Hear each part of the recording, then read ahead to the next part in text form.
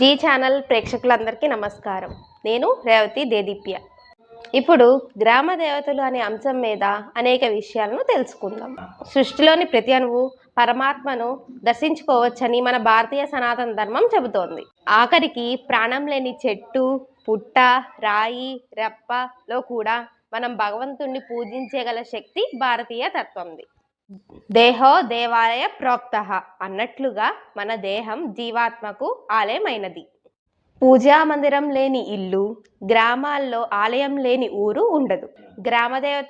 గ్రామదేవతలు లేని గ్రామంలో తినే తిండి తిండి కాదని, తాగే నీరు నీరు కాదని శాస్త్రంలో చెబుతున్నారు. గ్రామదేవతలని సాధారణంగా పేదవాళ్ళు లేదంటే చదువు లేని వాళ్ళు పూజిస్తారని అందరూ అనుకుంటారు. మనం ముందు చెప్పిన విధంగా గ్రామదేవతలు అనే వాళ్ళని పేదవాళ్ళు చదువుకుని వాళ్ళు పూజిస్తారని అనుకున్నాం. ఇక్కడ గ్రామదేవతలు అనేవాళ్ళు మొక్కిన మొక్కుల్లో, దర్శనంలో, ఆరాధనల్లో, పూజల్లో వాళ్ళ శక్తి అంతో ఇంతో కాదు. గ్రామాలు అనేవి మానవ సమూహం. గ్రామాల్లోంచే నగరాలు, పట్టణాలు, మహానగరాలు అనేవి అభివృద్ధి చెందుతాయి. కానీ మూలాలే గ్రామాలు. ధర్మశాస్త్రాల ప్రకారం ఆదిశక్తియే మన సృష్టికి మూలాధారం. ఆ ఆదిశక్తియే వివిధ రూపాలుగా గ్రామదేవతలుగా మనతో పూజలు అందించుకుంటున్నారు. భారతదేశంలో స్త్రీని అమ్మవారి అంశగా భావిస్తారు.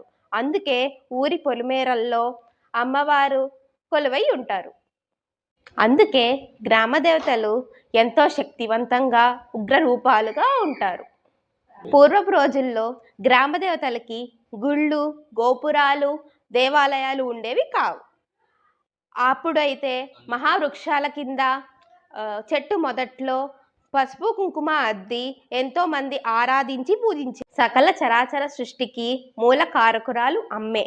అందుకే అమ్మని మాతృదేవతగా అందరూ పూజించి ఆరాధించేవారు. అమ్మను తృప్తిపరచాలంటే పూజ, ప్రార్థన, మంత్ర, తంత్ర, బలి మార్గాలనే ఎంచుకునేవారు. గ్రామాల్లో జ్వరాలు, విషవ్యాధులు వచ్చినప్పుడు అమ్మవారి అనుగ్రహం లేదని చెప్పి ప్రజలు భావించేవారు. ఆది పరాశక్తియే అమ్మగా 101 పేర్లతో అమ్మవారు పూజలు అందుకుంటున్నారు. దుర్గాదేవే ఎన్నెన్నో రూపాలుగా గ్రామదేవతలుగా పూజలు అందుకుంటున్నారు. గ్రామదేవతలు పంచభూతాలకు ప్రతీకలు. మరికొన్ని విషయాలు వచ్చే ఎపిసోడ్లో తెలుసుకుందాం.